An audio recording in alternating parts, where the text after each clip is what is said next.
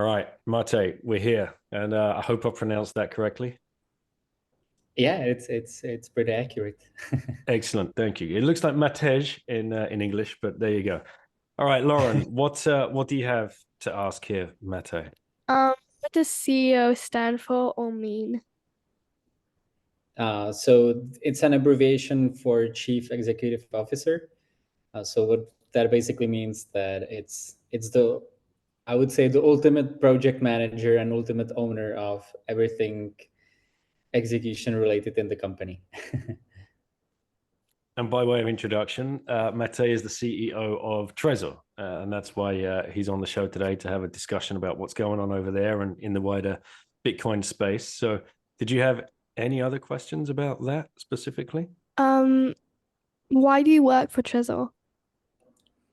Yeah, that's a good question. So, I before Trezor, I was working on some of my own startups. I was trying to like improve some things in the world. So I think that's was always something that was kind of interesting to me, that you would see a problem and you would try to fix it. Like, by the way, speaking of the CEO role, I think it's one of the key kind of jobs is basically to fix whatever you see around yourself, but not just in the company, but also in the world. And I really love Trezor, for fixing really big problem in the world, and that's money, the current money that we use, and supporting Bitcoin by basically making more private more private and secure for users. And because I love the product, and it was kind of easy choice for me to join the company. But otherwise, it was pretty boring story in the sense that I simply applied for a job in the company. Some 4 years ago, I started as a product manager, which is a role that basically builds new features and builds new products in the company, and that eventually led me to to this role I have today. But I really laughed something that also because we're a Czech-based company and pretty successful, I would say, in the in definitely the Czech Republic kind of scene of tech companies and startups. So it was something that I was really excited about, that there's a huge issue. There was like a huge problem the company has been working on, and the impact of its product has been really global and for millions of users from today's perspective. So that was really interesting to me, because it was like a huge issue to fix, and a lot of things to improve in the world. And yeah, I love it. It's great. So, just a little bit further history about the company. It comes under Satoshi Labs, is that correct? Yes, correct. So Satoshi Labs is sort of like a holding of 4 companies today, Trezor being one of them, and probably the largest, not probably, definitely the largest, and probably the most successful in like, let's say, financially and impact-wise in terms of how many users we have. But the 3 other companies are, very related, or relate very closely to the mission that we are after, and that's basically strengthening the power of an individual and independence of an individual. And Trezor, as you know, we are making the hardware wallets. The other companies are Tropic Square, which is a company that builds open source secure elements, basically these specialized chips that are used in specifically like applications such as hardware wallet.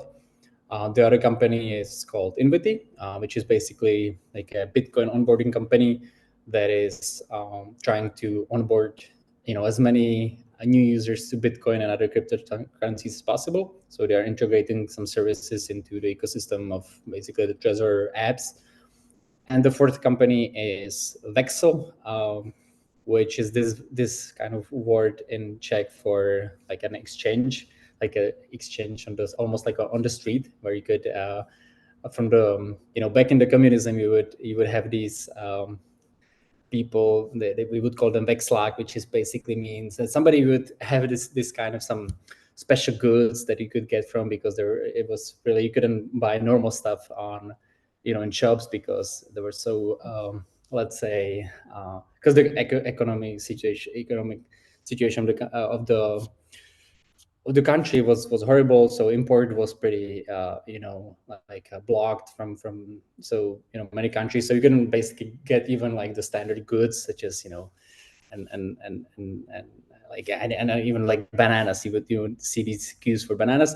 So what I'm trying to say is the world of Excel basically comes from the need to buy something on the street, and in this sense, it's Bitcoin. So you could actually connect almost like a Tinder-like way, where you basically swipe through your contacts in this app, and you could set up an exchange with somebody, like a peer-to-peer exchange, where you basically talk to these people online, and then you can set up a meeting and you can buy Bitcoin from them. So it's a very sort of offline approach to trading Bitcoin. So that's the fourth company. And so yeah, Satoshi Labs is the group that connects all these companies together, Trezor being one of them.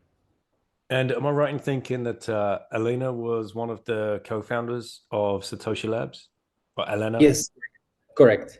Yes. Honestly, I believe I've never met her personally. So because I joined the company after her departure, but my closest contacts, like work related, are basically the founders of the company, Slash and Stick.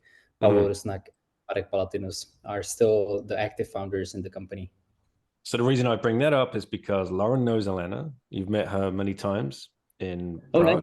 Nice. Yeah. Alena and Max. Wait, in Prague? Yeah. At Liberty in Our Lifetime, at BTC Prague. At both Liberty in Our Lifetimes. I hope Alena's not listening. Wait. Alena and Max. Alena and Max. Oh, Alena and Max. There you go. Right. The circle has been drawn. Okay. Thank you, Lauren. Right. Anyway, do you want to say goodbye? Yeah. Thank you so much. Bye-bye. Thank you. See you. Bye.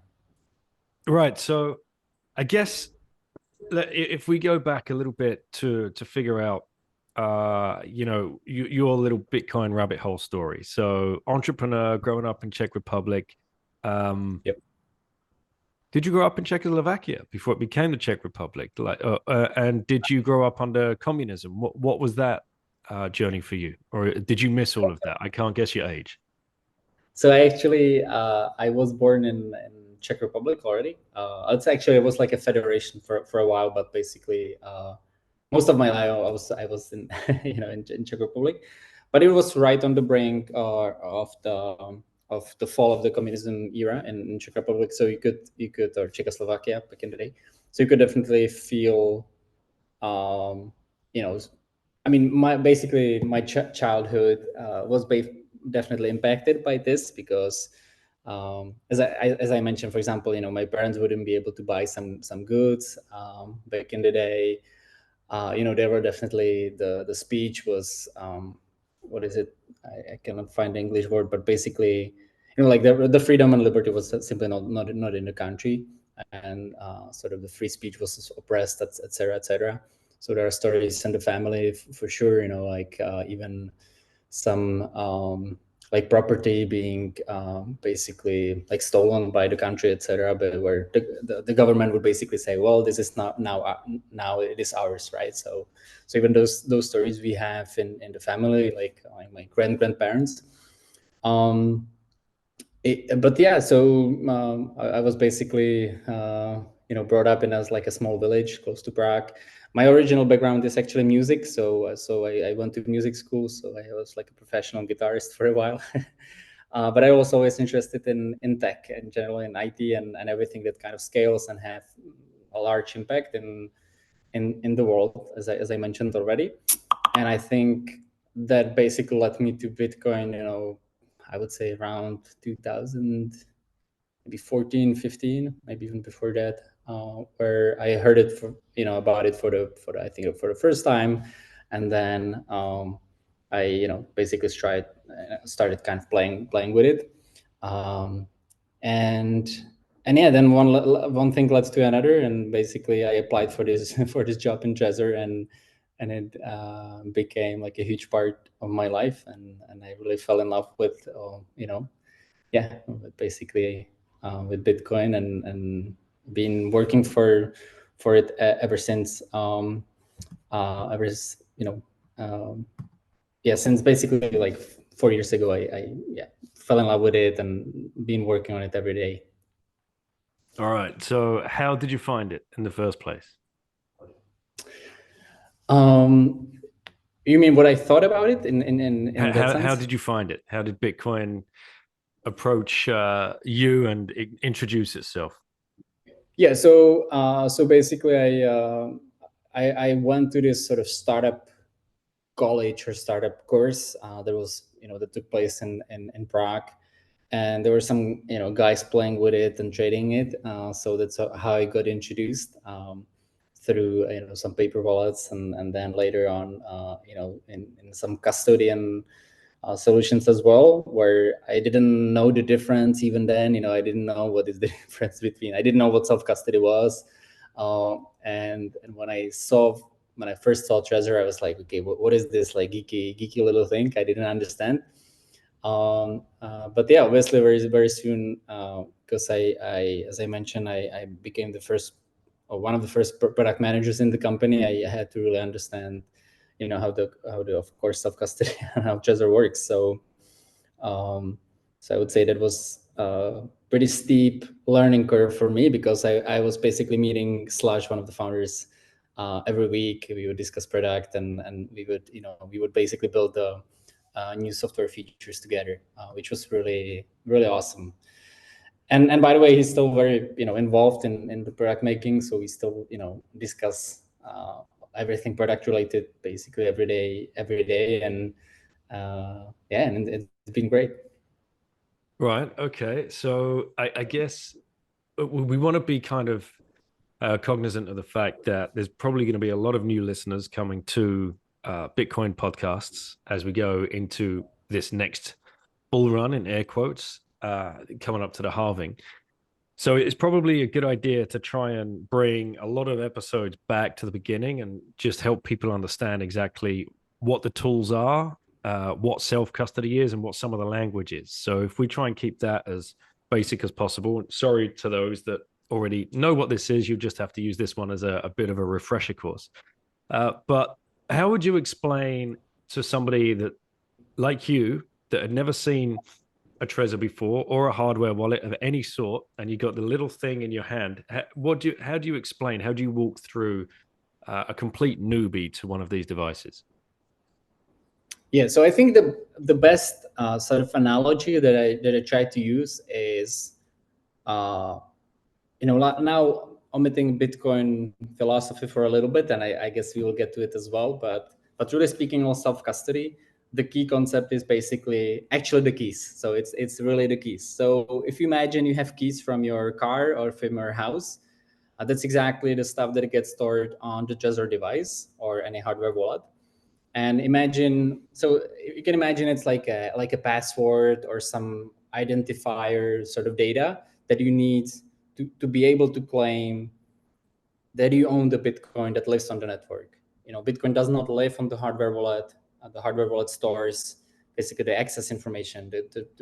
They are called private keys, which is basically, if you write it down, it's like a long Wi-Fi password. So you can imagine it's like this obscure technical password that you need to safely store somewhere offline, because if it would be online, somebody could steal it, right? So analogy would be, if you leave your keys from your car, in a coffee place on a table, and you leave, and some malicious actor gets the key, they can drive away with your car, with your new, Mercedes, and you don't have the car any longer. So similarly, something like this works been in Bitcoin as well, and they are actually called private keys. So these basically passwords are saved in the hardware wallet, and the hardware wallet does one thing very well, and that it protects the private keys from any online attacks. So those keys are never online, unlike when you, for example, when you buy, for example, Bitcoin on some exchange. That exchange, the online website,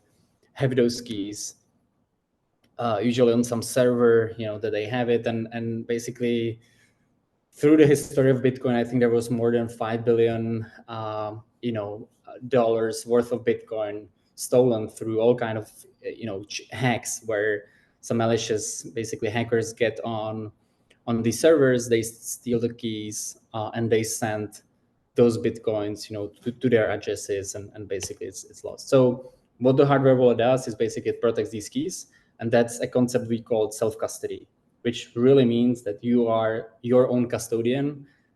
The analogy could be, gold or cash. It's like if you have the actual gold brick stored at home on your table or under your pillow or wherever, that would be, you would be like, your own, custodian. So you actually own the gold brick, as opposed to if you basically, for example, trust the bank, that, you buy some gold from the bank, or even you store some fiat money, you basically, you trust the custodian that they have it. And because Bitcoin is decentralized and it lives on the network, the self-custody concept is really important because there are no third party that could protect you against, those hacks. So basically, for example, if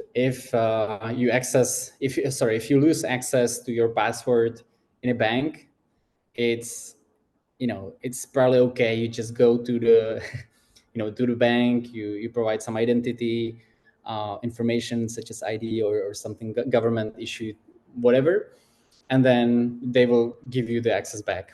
That doesn't happen in the self-custody concept. You really are your own custodian, and you have to protect those private keys extremely well. And that's exactly what the hardware world helps with. It helps you to manage those private keys, and as such helps you protect the Bitcoin.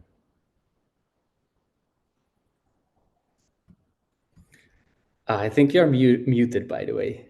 I am, yes. And for those people that haven't taken self-custody yet, it is so important that you do. And I talk about this pretty much on every single show because Bitbox sponsor the show. So there's always a little read through at the beginning, at the end. Please make sure you take self-custody, do your own research. You can go out and find a Bitcoin hardware wallet. Now that there is several now on the market, as you are only too aware. And now that, how do you find that? Do you find that to be with your competitors, in air quotes? Do you find that to be, are you competitive or more collaborative? Are there some more than others that you like working with and sharing ideas with? Because this is a completely new space that we're entering in, and everybody here is all about free markets and competition. So I'd just like to, and we see the fights on Twitter. This one's better than that one, and this one's open source, and that one's not particularly open source, and it doesn't end. Air gap, non-air gap, Bitcoin only, non-Bitcoin only. So for somebody that's sitting in a CEO position at one of these companies, how do you view these debates, arguments, conversations, and how collaborative is the space behind this? So it's a great question, because it's kind of close to my heart to talk about this in a way that I think we should be way more collaborative than probably we are today. And I'm not really particular enjoying those little cockfights on this like small field. So a bit of a statistic. So there is the estimation that there are some 420 million crypto users, air quotes, crypto users in the world.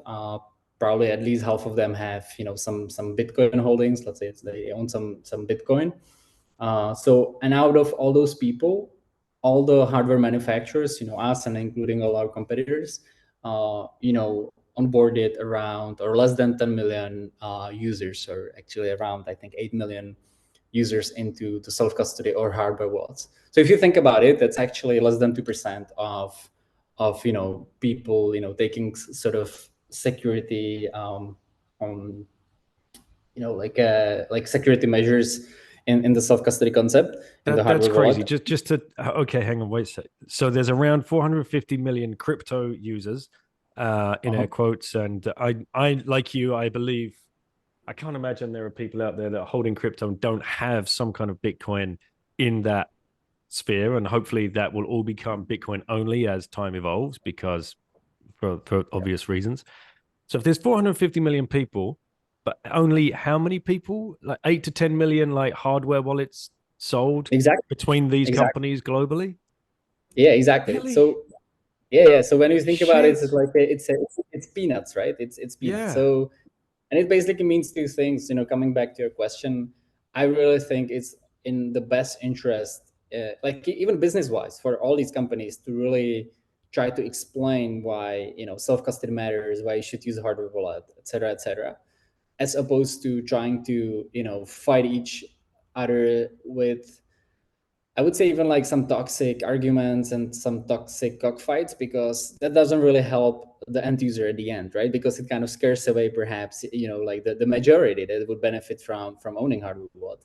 So yeah, coming back to your question, I think we should be, by the way, more friendly. On the other side, I mean, it's a business, of course. Like, of course, we compete on the same market. You know, it's fair and square. Like, yeah, we are competitors, and we should have this, I think, sort of natural tendency to, you know, to fight for the users for sure. And again, a good competition, you know, mainly benefits the end user, right? Because by one company producing good products, the other company needs to speed up and do even better products. So ultimately, it's you know, beneficial for the end user. And I'm totally you know, sort of like a free market maximalist in the way. I think it's perfectly, it's great if we have strong competitors. I think it's awesome.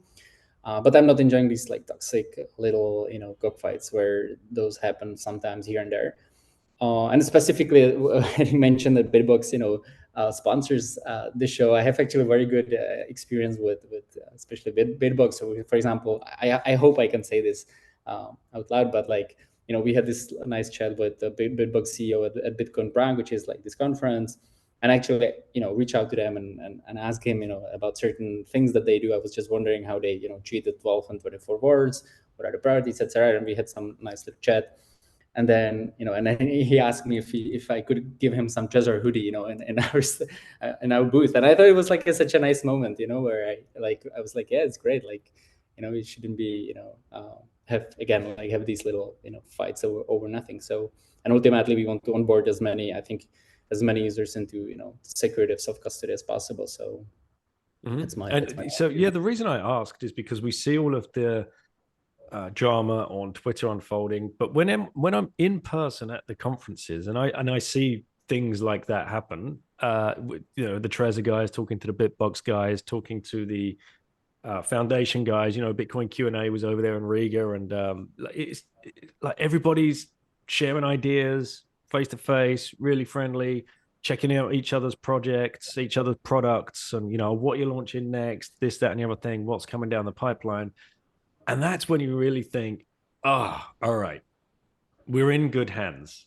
We are in good hands, because these guys are actually collaborating. And as much as there is free market competition and pushing each other to be better and to, you know, bring better tools. And I just wonder, what do you think is the next wave of Bitcoin self-custody? American HODL has been out there, a big proponent of hodling, obviously, and taking self-custody. And now, you know, putting tweet threads together, like, we've got to make this even more simple. And for people that have been using a Trezor or a different hardware wallet for the last 5, 7, or 8 years, you remember how rudimentary they used to be to compared to what they are now. They've come on so far. They've come on leaps and bounds. But yet still, there's a lot of work to be done. Where do you see the next wave? Where obviously we're going to see more competition. We'll see more people come into the space. What do you think comes next? How does it get easier? What do we need to be doing as a community to get that other 440 million people who are in crypto, in air quotes, one of these things? And so when you look at that and you think, all right, next year could be another 50 million people coming. Who knows, right? Just throwing a number out there. They're not going to buy a wallet. They're just not going to go out and buy a hardware wallet. So I think you know, it's the right question, right? And that's the question that we've been asking ourselves, of course, right, in-house every day. Exactly, because that's for sure. And by the way, exactly, the number, those 420 or 50 million, you know, it's expected to double or triple over the next bull market, you know, which in basically 3-4 years we could be looking at, you know, at like billion people in crypto and Bitcoin, which is, you know, it's massive. So I believe there is a direct addressable market for companies such as yourselves. Exactly. It's totally, addressable market that we could, those people we need to talk to, and we need to do simple products for them. And so on one side, I think it's about, building simple products in a way that they understand, that the users understand self-custody. By the way, self-custody is not difficult concept. It is just a new concept that you don't know anywhere else. That's the only problem. So, but once you have this like aha moment where you are, okay, I get it now. Those are those keys. It's me who need to take care of them. Then the device and the ecosystem that we build, the software and the hardware, it will help you to manage everything seamlessly. There is nothing super complicated about it. The only issue or the barrier for this to happen for really millions and millions of users, or even more, hundreds of millions, is these aha moments where you get it, where you're like, okay, now I understand how the device works, roughly, at least the concept. And once that happens, you're totally fine, and you can enjoy the self-custody with the hardware wallets, for the rest of your life, even do some inheritance planning, et cetera, et cetera. Then it becomes easy.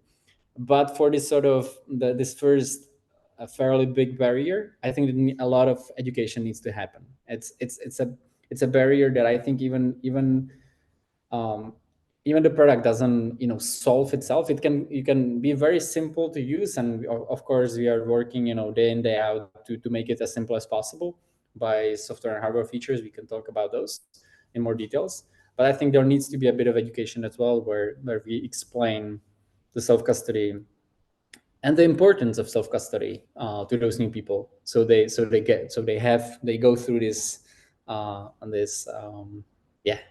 epiphany, almost like where this aha moment where you get it. And by the way, it also comes probably in two steps, where it's of course you should probably care about what Bitcoin does, what is it, why it exists in the world, or why it came as this grand innovation in money, basically. Maybe you should care why probably the current money is broken, or not probably, why actually it is, we believe it is broken, and why Bitcoin and how Bitcoin fixes it. And of course it is this this rabbit hole that you could go deeper and deeper, and you can learn a lot. But again, I think for just the simple concepts, it's not very difficult. It's you can really get it in few simple steps. I just think you need to kind of be aware and have this epiphany moment where we as a company can help and kind of try to explain the importance, why those things, why Bitcoin and self-custody matters.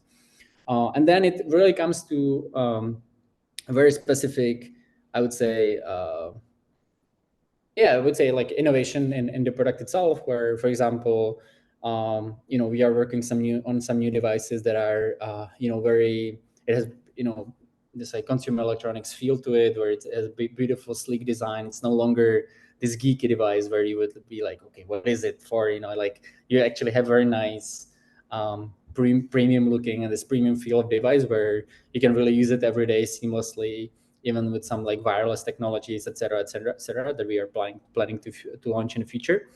And that I think helps as well, right? So it gets from this bucket of, this like nerdy, techie, geeky thing into this, okay, it looks and works like, as I don't know, like headphones or something that we'd be using every day, and it's very seamless to connect to and very seamless to use. So I think that's what we are after, that we are really working hard on accomplishing this. And also, I think honestly, it's about the price point as well. So we recently launched, like entry-level model, Treaser Safe 3 device that aims exactly at fairly affordable price to the masses, where you can get into self-custody very inexpensively, and again experiment with the concept of self-custody very easily. And that's your new Bitcoin only device, is that correct? It's both. It's supported both with the universal firmware, where it supports many different coins, and we also launched it as a Bitcoin only limited edition. But that limited edition sold out actually within the 24 hours. So well done. So that's no longer available, but you can still use Bitcoin only firmware. That we can still update the universal device for Bitcoin only if you will, in the onboarding process. You simply click Bitcoin live firmware and you can do that. Right. Excellent. Okay. Yeah, I know the battle, man, because I face it every day. I've got friends now who have been stacking, who actually listened to me and started stacking away. Still haven't, even though I tell them every week, make sure you get that device, send them a link with a discount code, send them a link with the Black Friday deals and whatever else direct from the website, not from Amazon. That's something else people should remember. Always buy directly from the official website of the company. Whichever, once you've done your research, make sure you buy, or even better, buy directly at one of the conferences or a meetup, right? When you can actually see the people hand it to you right there and then, and pay in Bitcoin, obviously. And it's happened to me at the gym. It's happened to me at the golf course where I've been chatting with some people and I'll just throw out, do you accept Bitcoin? And they look at me like crazy. Like, no, we don't. I can ask the manager. I'm like, no, don't worry about it. Do you accept tips in Bitcoin? He's like, I actually have a wallet. I'm like, really? Where have you been stacking? Crypto.com or Binance? I'm like, okay, please tell me it's still not on those things. Oh, yeah, of course. I'm like, right. Then I sit them down there and then make them at least download a Blue Wallet or a or Moon or something, just to get that process in.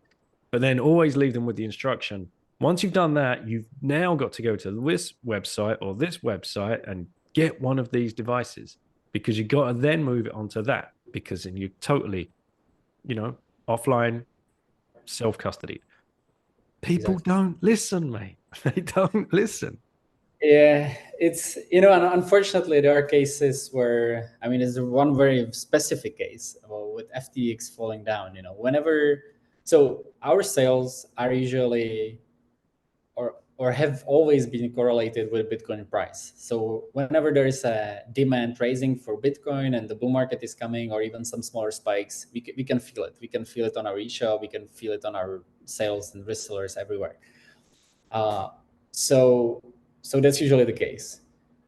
We have a couple moments in the history of the company where we did extremely well, like sales-wise, based on events that are not related to Bitcoin price movements. And that one big moment was exactly FTX falling down, where you have this huge exchange, that apparently, big fraud, the exchange not having the coins that they are saying they have, et cetera. We know the story. And our sales kind of skyrocketed because people, I think, had this epiphany where they're like, oh fuck, okay, so actually, this site that claims that I have my savings, they don't actually have it. Like and so you see this huge panic on the market, and people have this sort of aha moment where I should probably get the hardware wallet, or their friends told them, or they just Google it, and obviously they will get this advice from Google, very fast, because if you ask ChatGPT or Google how you should store Bitcoin or your coins, it will come up as a very strong recommendation to use the hardware wallet. And what I'm trying to say is, basically, unfortunately, there are the cases where people figure out too late, where they really lose their coins because of some hack or attack. And again, because of the nature of Bitcoin and even other cryptocurrencies, not all of them, but some of them, because of this decentralized approach where no third party, no government body, no company won't give you it back to you, because it's simply decentralized, and nobody works as this sort of insurance policy company that would help you to get that back, because it's simply lost forever. So if 1 million people rush into the market tomorrow and wake up and want to buy hardware wallets, are there enough out there amongst the handful of companies that produce these things? Is there enough stock? Yeah, that's a good question, in a way that we are preparing ourselves for the bull market. As the Bitcoin price is exactly as we saw now these weeks is raising again. So it's a question of, is the bull market coming? Probably yes. And those times, actually, before the bull market hits, it's a time where we really have to stock up as a company. So because then we are really selling in big numbers per week, per month, and of course yearly, etc. So we that's a moment where we stock up, and in general I believe like us and our other competitors would be able to serve the market if that million comes with the news people, because that's exactly those times where we are preparing to sell big numbers. Interesting. I was wondering whether there might be a short squeeze on hardware wallets if all of a sudden a lot of people woke up at the same time. So for those listening, if you don't have one, now is the time. Go and get one, because if you're sat there and you can't get hold of one, that would be the worst. Like ordering one of these things. Sorry, out of stock. Come back in 6 months. Yeah, I mean, it's a good point, of course, because that could happen. Quite frankly, it happened in the history of the company where we didn't have stock because the demand was so massive that we were simply not able to, to basically sell as to all those, basically to cover the demand. So it's a real threat, to like a threat of missed opportunity for I think us as a company and other companies in the space as well, because also these spikes are huge. They are from selling very little to selling extreme amounts, and then it goes back to, so these cycles in Bitcoin are basically something that's of course known to the market. And it's say like these 4-year cycles happen around the halving, as we know, etc. But specifically for hardware companies, it's hard. Hardware is hard. There is this famous saying, it's hard because it costs a lot of money to build the hardware, and it takes a lot of time to actually, the lead times for all the material and all those things that comes into the hardware wallet takes a lot of time and a lot of preparation and in the manufacturing process to also do everything well, and in terms of security, etc. So yeah, those spikes are pretty difficult to manage from let's say leadership point of view. And finding a good place to store them, a safe and secure warehouse, and then shipping to all different kinds of countries and all different regulations, and that's just a moving target all of the time. You might be shipping to one country, absolutely no problem, then all of a sudden one small policy change and bam, you're out until you find another solution to get around that regulation for whatever reason. Yeah, correct. I mean, luckily there is these very professionalized fulfillment centers where basically you send the stock and then they redistribute it locally.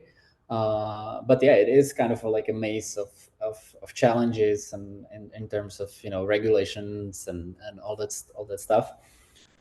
And because we are a global company in the sense that we really serve millions of users around the world. In most of the countries of the world, except for like in North Korea and Russia and those places where it's not legally or in some cases even I wouldn't say morally, because morally it's because you still want to serve actually, especially in those countries sometimes it would be good idea to support Bitcoin, of course, but legally it's not possible in some of them. But like most of the countries, really we serve all these users around the world. So it's sometimes challenging in terms of logistics for sure.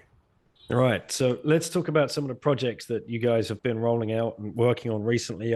Obviously, the announcement of the Bitcoin only one that was sold out, and I think Knut was very proud. I think there's even like his little logo on the back of like the wooden looking one, the everything divided by 21 million. Yeah, so that's the Bitcoin only edition. So only 2013 pieces were produced as a kind of a milestone with the company, because the company Trezor was first built in 2013. It was the Model 1 release, and we wanted to celebrate this by producing a Bitcoin only device that has also like a Bitcoin only or orange Bitcoin orange color. So that's nice. Those are there's this limited series number, so they are actually all like numbered, all those devices. And all those people that got the device, they also had a handwritten signature from Slash and Stick on this like nice card in the packaging as well. So it's kind of cool, and we are super happy. It was well received on on the market, and people really loved it. So it was nice. And one of the other big announcements that you made in the last 6 to 9 months or so was and again, it would have been upsetting for some and intriguing for others, and others would have had like no idea what you're even talking about. But your integration with Wasabi wallet.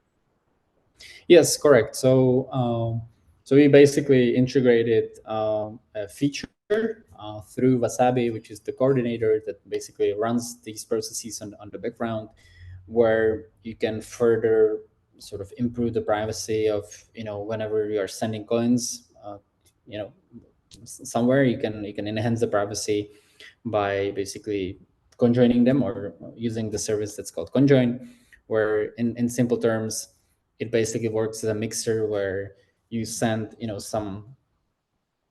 so certain amount of people enter the transaction with their coins, and on the output of the transaction, you don't really know who is sending what to whom. So the idea is to really enhance the privacy of the users, and that's something we always say. There's 3 pillars in self-custody, and that's obviously the security, also the usability, because it's extremely important, as we said, it needs to be simple to use, but also the privacy, because imagine really like people or some malicious actor knows where you live and where you have these like golden breaks hidden at home. You would probably be prone to some attacks, right? So similar concept. You don't really want anybody to be sort of spying on you, like in online world, on what you do with your money, with your savings, etc. So that's why features such conjoin is something we'd like to offer in our products and in the ecosystem of Trezor. And the argument there being, as is widely debated on Twitter and in privacy circles and Bitcoin circles, is about the fact that Wasabi, before entering into the coin join, as far as I'm aware, that bypasses a chain analysis company which checks to see if any of those coins entering into that service are tainted in any way. Yeah, so basically we chose Wasabi in the sense of the scope cooperation because they have the largest user base in terms of the users, because they work as the coordinator of all these transactions. So it made sense for us to work with them because they provide sort of the liquidity for this mixer to happen. So and even though they might have some regulation on their backs and something we can really do much about, but we still think it's a great improvement for the user's privacy to do it that way, and so that's why we choose them also as a coordinator, and been happy working with them ever since. Yeah, well, for those that are looking for more information on that, I have had an interview with Max Hillebrand, who is the CEO of ZK Snacks, excuse me, and the CEO of Wasabi, and we did a 2-hour long conversation about that decision and why. And I know he's already also been on John Vallis's podcast talking about that as well. So urge everybody out there to do their own research. There are a handful of CoinJoin services out there, obviously, and it's up to the end user to make their own decision and to see what is best suited for them and their needs at that point. Yeah, for sure. I mean, as I mentioned, we really, the whole self-custody and even Bitcoin, etc., without the usability part, without you as an end user being able to interact it with a user-friendly way, where you're a few clicks away from accomplishing the use case that you want to accomplish, it's basically useless, because then only selected few technical individuals are able to interact with Bitcoin, and that's not the original idea. I think the original idea really is to be, or maybe not even original, but like Bitcoin grew into something in like a global movement, and only if you want to see this really massive adoption and much bigger adoption, even in today's standards, as we saw, as we discussed, those perhaps 200 million that have Bitcoin today. And if you want to onboard more and more people, it really needs to be user friendly.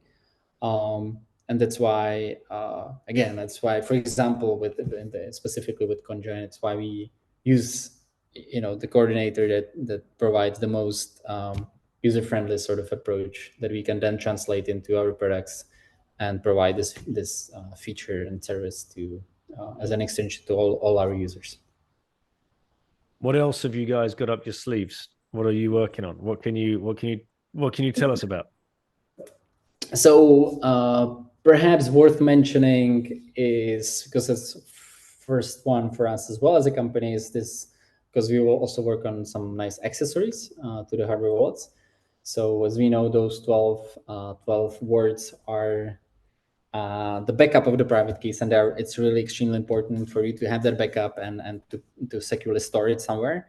So we launched together with Treaser Safe a simple metal device that we call Trezor Keep Metal, which is basically like a tube with the words in it, where it's like you can screw it in and you can punch in the words in really the stainless steel material where you're supposed to keep it, in a very durable way for, basically many years and many generations ahead. So, because by the way, I know, I assume you're familiar with the story, but we Slash and Stick, the founders of the company, were also the first ones to invent the BIP 39, the Bitcoin Improvement Proposal 39, which those words, those 12 or 24 words that are now used in not just the hardware wallet manufacturers, but even the software wallets, as you mentioned. It's actually invention of the founders of Trezor, and it's now being used really in all the competitors out there. So it's quite cool. And this standard, or this way how you can pick up the private keys, how we can translate this very obscure looking Wi-Fi password into something that is human readable. That's why we want to bring also new products. As I mentioned, it's Trezor Keep Metal, that you can very easily store it in a durable way. So it kind of all makes sense, in front of like the ecosystem that we are trying to build. So I would mention that, but also we are working on new hardware wallets that we would like to launch this year already. So next year, because it's not 2024 yet, but next year we are looking at 2 bigger launches that we'd like to do. So do you also have coin management available within the software, where people can choose the coins or the UTXOs that they want to use when they're signing transactions? Yes, it is a feature we call coin control, or it's used by the industry as a word. So yes, that's something you can use in the Bitcoin accounts as well. Excellent. See, all these things. I mean, that never used to be the case, right? Not in the original Trezor. Yes, exactly. So I mean, the roadmap, sadly from my perspective as a product manager, is always full of things that we cannot deliver as fast as we would like to, because simply it's like a resources constraints, of course. But yeah, we in the company, we definitely have a lot of ideas that we'd like to add to the market as soon as possible. And it's just a matter of always like a constraints on the engineering and product side of things, because it's really, I always say there are no small features. So whenever we try to build something, it usually takes a lot of time to make it really good and really user friendly. So there's definitely like a ton of new features coming as well in the future.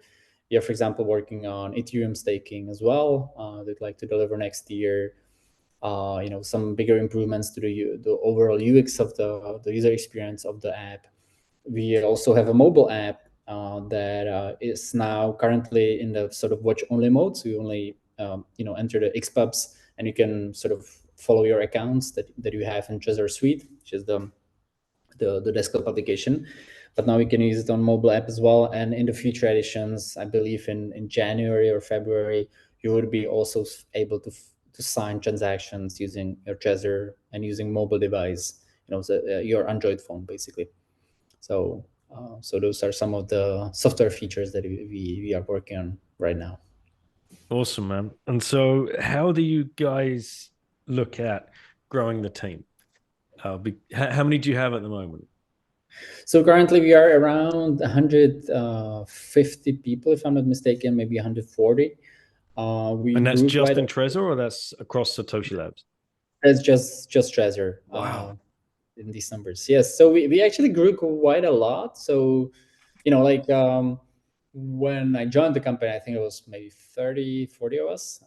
And so over the years, we grew quite a lot, and we expect to grow even more in the coming years. Again, bull markets, help us in that sense, because then, like I said, we have like so many ideas that we want to deliver as soon as possible, but really it's not, simply possible because of we will always have this like a bit of a constraint of the resources, of course, because you need to have a clear priorities on a few key areas. But yeah, so I can really imagine us growing into those 200s probably in the upcoming, let's say, 12 months. That I can see that happening, to be honest. And what kind of roles would you be looking to hire? Because there's a lot of plebs out there that are desperate to get themselves, a Bitcoin job and add value to the community in some way, but might not be that software engineer or coder or developer. Honestly, it's all across the board. It's from marketing people, business sales, business development, to exactly also engineers, the front end engineers, the firmware engineers, like Python gurus. It's across the board. Because usually when it's quite a, let's say, logic thing, but when you add new products, you also need to add, well, you build them by engineers, but you need design, you need product managers, so you need to build the product team. So it's but you need also quality engineer, like quality assurance engineers, like a QA. But then we also need marketing people, then, because you build the content around these features, and you need to launch them and sell those devices, for example, to sell those features. So it kind of makes sense in the as we grow as a company, and the product is getting more complex and delivers more features and more value, that you kind of build or add people to all these teams simultaneously. Because if you wouldn't do that, you'd simply, and we have some experience with that, you very soon realize that there is someone missing somewhere else in the other side of the company. So we try to really proactively think about this, like how we manage this this growth so it's sustainable and it makes sense. And by the way, speaking of sustainability, it is quite important for us to also not do like these huge like moments where we would hire like 100 people one day and fire 50 people the next day. We really try to grow more conservatively in a way that we try to keep all the know-how in the company, or as much of the know-how in the company as possible, because like you mentioned, the plebs trying to join the maybe the Bitcoin jobs as well. Really, there are not that many people on the market that would be passionate about Bitcoin. I mean, they are, and they definitely come for us, and it's really great, because it's something like an added value. Whenever we see in a candidate they are really passionate about what we do and about Bitcoin, it definitely gives them some extra points for the interview process. But then it also makes sense where, because the products are fairly complex and etc. So once they get it, and once they understand the market and the products, it really makes a lot of sense, like investment wise, to keep these people and for them to to retain the value in the company over long run. Yeah, 100%. And how do you find these people? Do you list on Bitcoiner jobs? Do you list in house? Do you go to contacts first? What's kind of the process? And if people are interested, is there an email that they can reach out to? Yeah, so it's honestly a variation or combination of all those things that you mentioned. So we also, maybe to add one to the list, is we organize meetups. For example, we go to conferences where we talk about open positions. In general, if you follow our socials, or if you simply go to trezor.io and the career, you find and scroll all the way down to the footer, you will find a career page where we list all the open positions that we currently have. And yeah, it's honestly it's a mixture of all those things that you have to do. I think it's in a way it's a bit easier for, well, it wasn't as easy those, let's say, 3 years ago, because we were still kind of like a smaller company, and we didn't have like a big HR brand.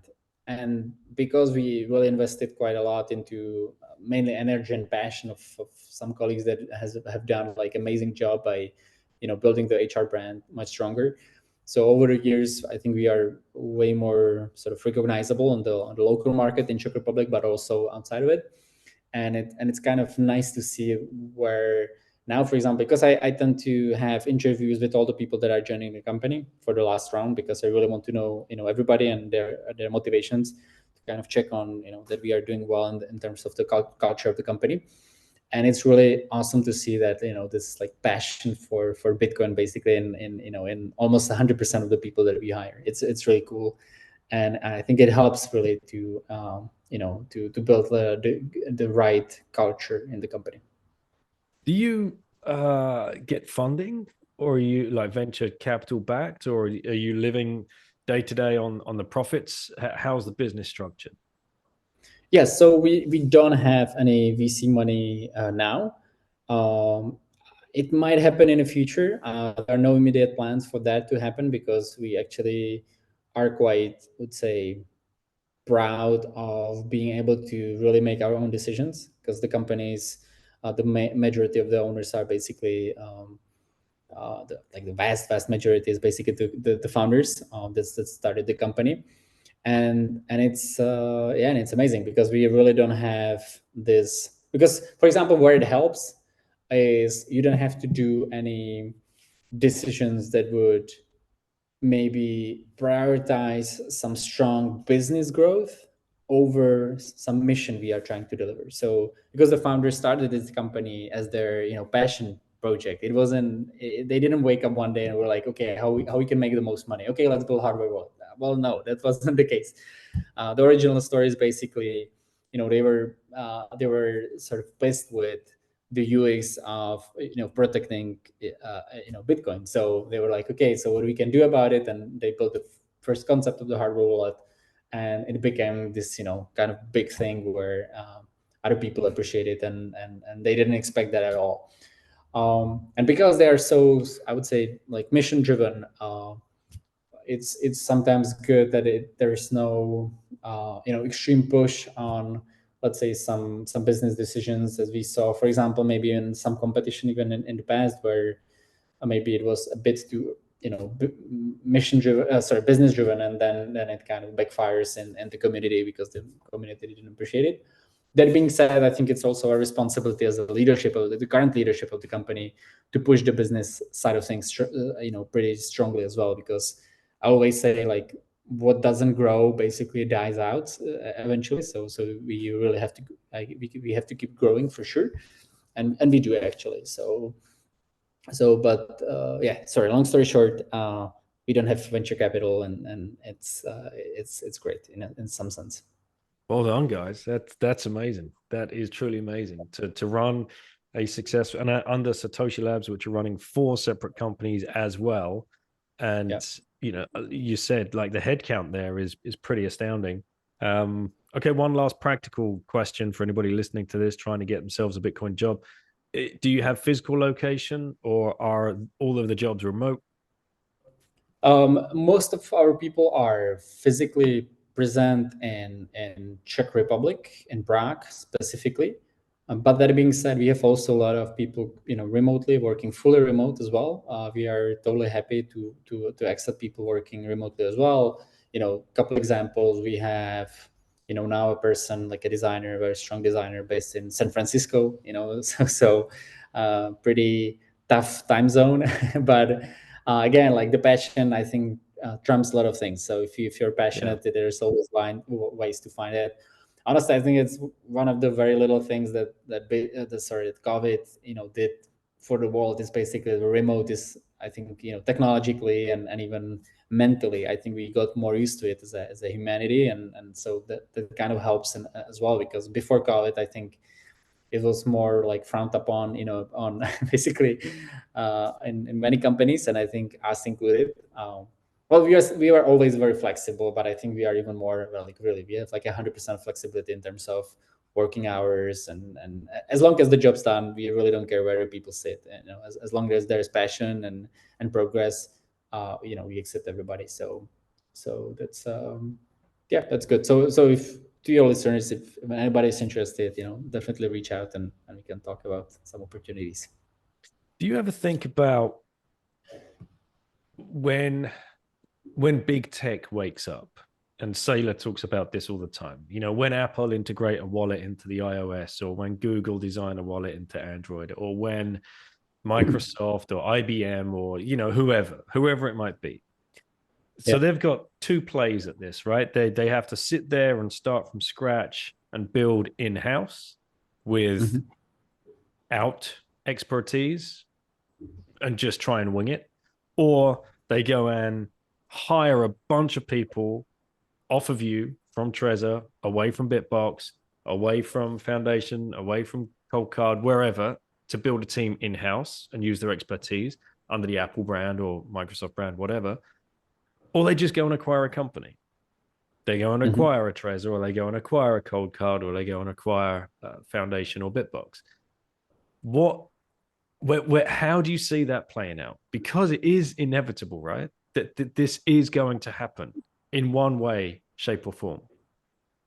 Yeah. I think I agree. The market of hardware wallets is definitely maturing as well, and I think we are still sort of early or in the early phase. The sort of the phase where you're probably getting on the, I would say, like the second, third, or even let's say, well, like we are reaching the top, let's say, of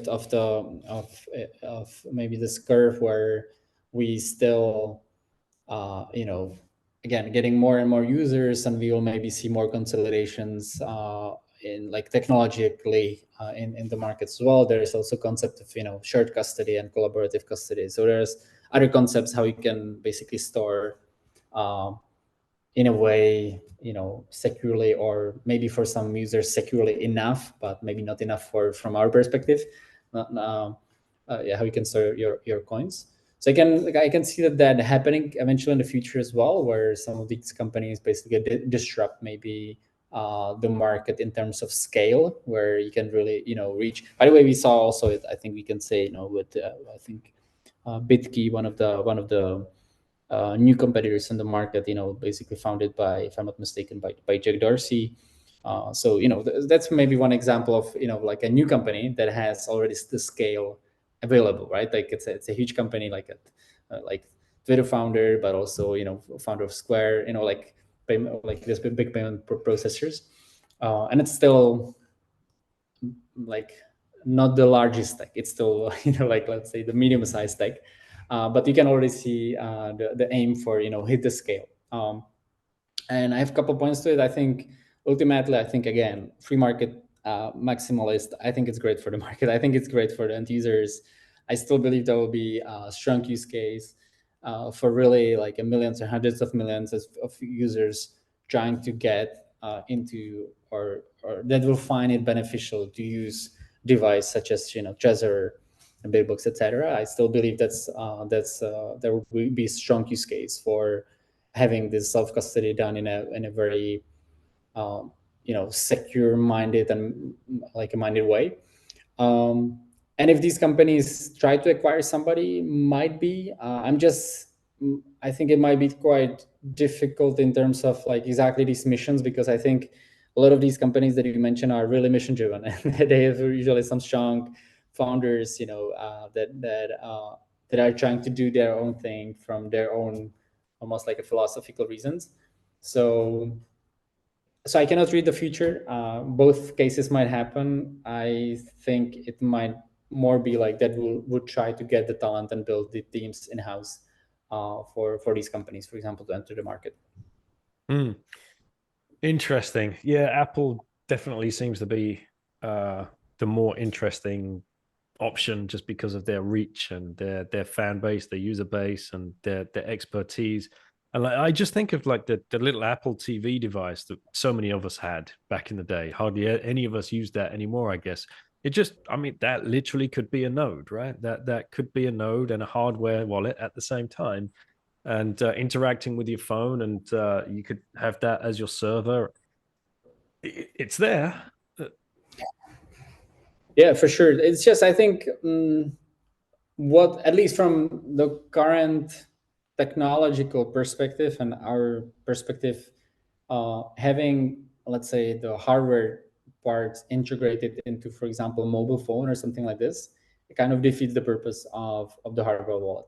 The idea is that it actually fairly simple device that is like disconnected from everything else, because only then you can really, and by the way, done ideally, in an open source way. So that's why we push this as well. And I believe that this big tech will never do it because they simply can't, because of all, like there are reasons on like the competition. Oh yeah, that they'll be patented up and all that kind of stuff. Yeah, it will be a device not for the purist, that's for sure. But like you said, we've got an addressable market of over 400 million people.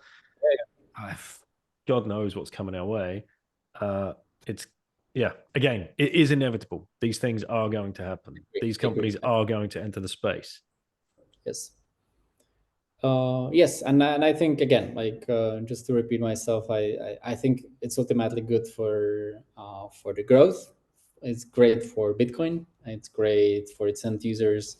It's great for companies such as us as well, because again, we still talk peanuts, right? Like those let's say 8 to 10 millions of our hardware wallet users is still nothing.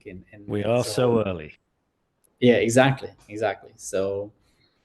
That I really strongly believe, and honestly, I'm just like super excited what's about to happen, right? Because like it's like a big, it's like amazing to be at, because we are so early. It's amazing to be part of something, that we can make really great for like hundreds of millions of people around the world.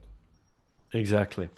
All right, mate. Well, just to close it out, if you had one last orange pill left to give to somebody, who would you give it to and why?